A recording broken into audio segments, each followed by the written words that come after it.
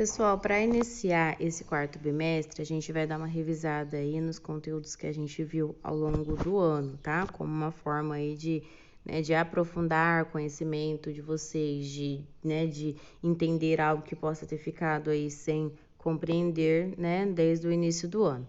Então, o tema é os processos históricos que levaram à proclamação da República. E a habilidade é descrever e contextualizar os principais aspectos sociais, econômicos e políticos da emergência da República no Brasil. Então, República foi um tema que a gente viu lá no início do ano ainda, durante as nossas aulas presenciais e tudo mais, e que depois a gente deu continuidade já de forma remota aí. Então, a gente viu bastante essas características que nós vamos revisar aqui com uma outra abordagem, e tudo mais, como forma de aprofundar o conhecimento de vocês e recuperar o que não foi aprendido. A gente tem aí, para iniciar, a imagem do Marechal Deodoro da Fonseca, que foi um militar político e foi o primeiro presidente do Brasil, A partir do momento que o Brasil se torna uma república, o Deodoro da Fonseca vai ser o seu primeiro presidente. E como que isso tudo aconteceu, Por meio da participação dele num golpe de Estado, então a gente tinha ali o Dom Pedro II como chefe do Império, e aí, o Deodoro da Fonseca, unido ali com outros militares e tudo mais, dá um golpe de Estado, tira o Dom Pedro II do poder e assume o poder aí como o primeiro presidente, Dando início aí ao que a gente conhece por Brasil República, Ou a primeira República, ou República Velha, Porque depois a gente tem outros acontecimentos aí até voltarmos a ser uma república. Então, para a gente entender, o contexto anterior aí da Primeira República, no final do Segundo Reinado, essa charge é exatamente uma sátira ali do final do Segundo Reinado, É uma charge publicada no jornal Mequetrefe, no finalzinho do século XIX, que ilustra o jogo político do Segundo Reinado no Brasil, do Segundo Império aí do Brasil, quando os grupos conservadores e liberais se alternavam no poder. O humor desse jornal tinha um caráter republicano, Então a gente percebe exatamente que a ideia, do jornal é fazer uma crítica ao Império e a necessidade do Império acabar, de ter início aí um novo tipo de regime. Então a gente tinha lá no final do Segundo Império, apesar do imperador, ser o chefe de Estado e tudo mais, a gente tinha ali os partidos políticos que se alternavam no poder, que eram os conservadores, que eram formados por grandes proprietários de terra, senhores de escravos e defendiam a centralidade da monarquia e a manutenção da escravidão.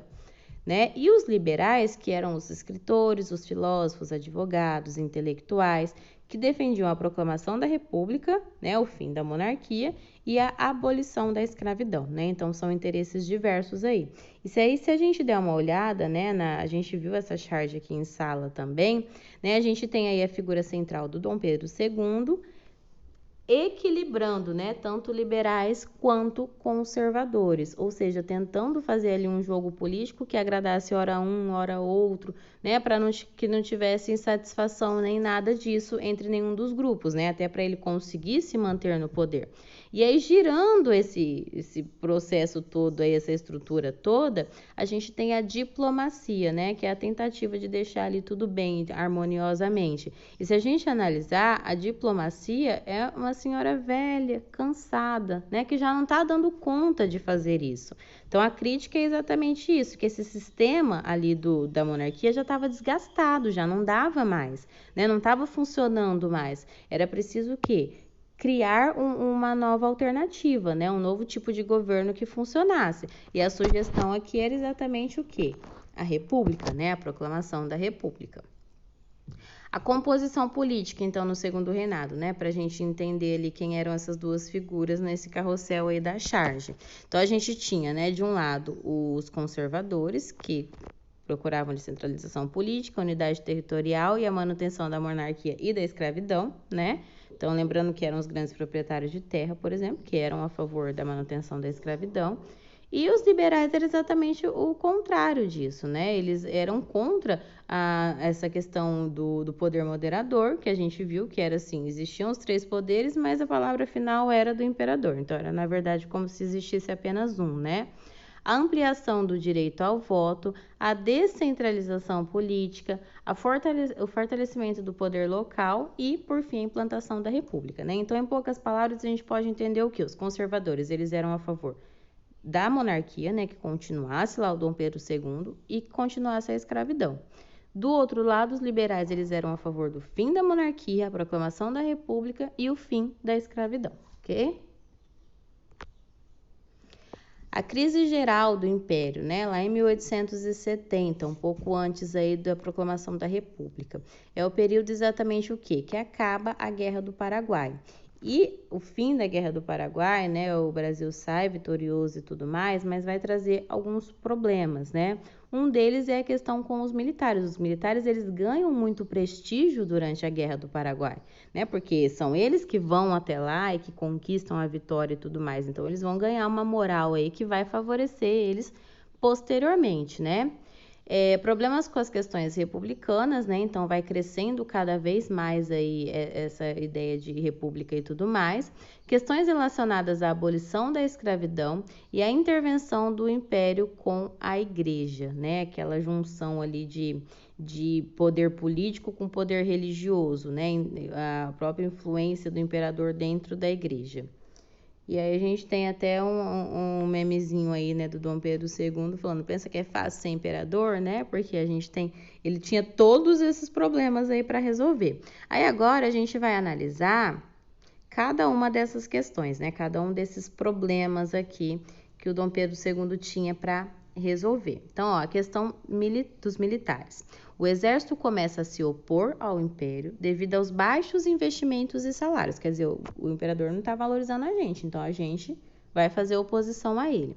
Nesse momento, devido à Guerra do Paraguai, o exército começa a receber autoestima da população e aguardava o reconhecimento do imperador. Movendo-se em oposição ao império publicamente, o exército passa a defender a abolição da escravidão e a instalação da república, né? Então, assim, depois da guerra ali, o exército ele ganha muito prestígio com a população, o imperador não dá o reconhecimento que eles querem. Muitos negros que foram lutar na Guerra do Paraguai com a promessa da liberdade e tudo mais, depois que acaba a guerra, eles precisam voltar à condição de escravo, né? Então, também é algo assim que não é visto positivamente. E isso vai entrar já dentro das questões abolicionistas, né? Ó, devido ao fortalecimento do ideal republicano, os diálogos em favor da abolição se ampliam e alcançam o exército. Essas ideias vão atingir os interesses dos proprietários de terra e cafeicultores que viam na escravidão a manutenção dos lucros. Gente, a gente viu no ano passado exatamente isso, né? O Brasil ele proclama a independência, todo baseado numa ideia de justiça, de igualdade, né? De liberdade e tudo mais. Porém, essa independência ela não vem acompanhada da abolição da escravidão. E por que não? Porque para os grandes proprietários de terra, né, que moviam a economia do Brasil na época, os grandes cafeicultores e tudo mais, era interessante manter-se a escravidão porque era a mão de obra utilizada por eles. E eles viam que o fim da escravidão traria prejuízos.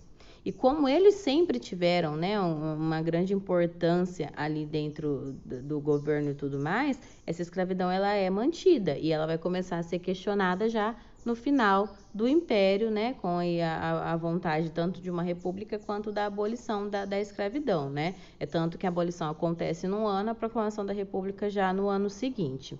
E as questões republicanas. Em 1870, é lançado o Manifesto Republicano com a criação do Partido Republicano no Rio de Janeiro, que se opõe à instituição monárquica. Em 1973, é criado o PRP, Partido Republicano Paulista, vinculado aos cafeicultores de São Paulo. Então, mesmo ali dentro, né, dos cafeicultores que até então, né, estavam ali dentro dos conservadores e tudo mais, vai surgir um grupo aí apoiando exatamente a República, né?